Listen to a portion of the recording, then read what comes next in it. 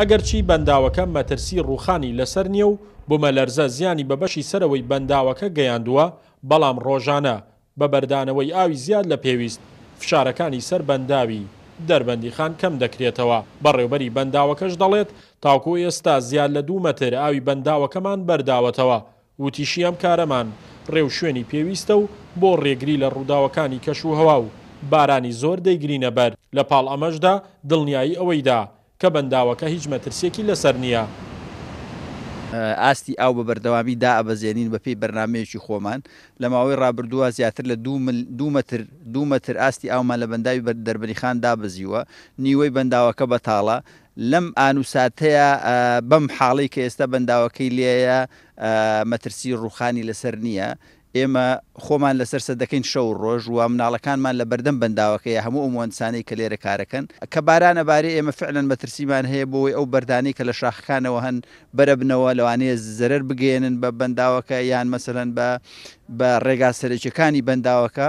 بەڵام بەنداوەکە تا ئێستا خۆڕاگر بووە لە بەردەم ئەو بوومەلەرزەیە کە ڕووی داوە. لەلایەکی ترەوە حکوومەتی عێراقی نوێنەری بانکی نێودەوڵەتی ڕادەسپێرێت کە سەردانی بەنداوی دەربەندیخان بکەن. نێردەی ئەو بانکە نێودەوڵەتیش گەیشتنە دەربەندیخان و لە نزیکەوە پشکنینیان بۆ بەنداوەکە کردو. دوای کۆنووسی راپۆرتی کۆتایی سەردانەکەشیان دەست بە جێبەجێکردنی هەنگاوەکانیان دەکەن. يقوم فريق العمل الدولي بمساعدة الحكومة تیمەکانی کاری نێودەوڵەتی یارمەتی حکوومەتی عێراقی دەدات و زیانەکانی ئەو بوومەلەرزەیە هەڵدەسەنگێنێت کە بەم دواییانە ناوچەی بەنداوەکەی هەژاند.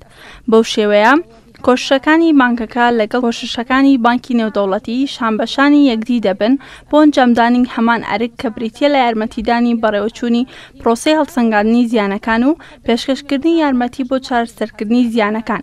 تیمەکە لە چەندین کەسی پسپۆڕ و شارزەی بەنداوەکان پێکهاتووە کە لەلایەن بانکی نێودەوڵەتیەوە ڕەوانەی عێراق کراون بۆ ئەوەی شانبەشانی تیمی ناوخۆیی کە لە ئێستادا لە بەنداوەکە کار دەکەن کار بکەن. العراق بالعمل جنبا إلى جنب مع فريق العمل الوطني.